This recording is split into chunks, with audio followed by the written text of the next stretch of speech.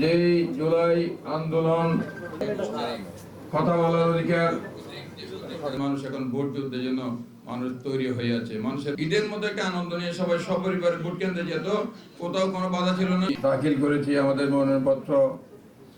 এই নির্বাচনটাকে ঘিরে অনেক ষড়যন্ত্র হয়েছে।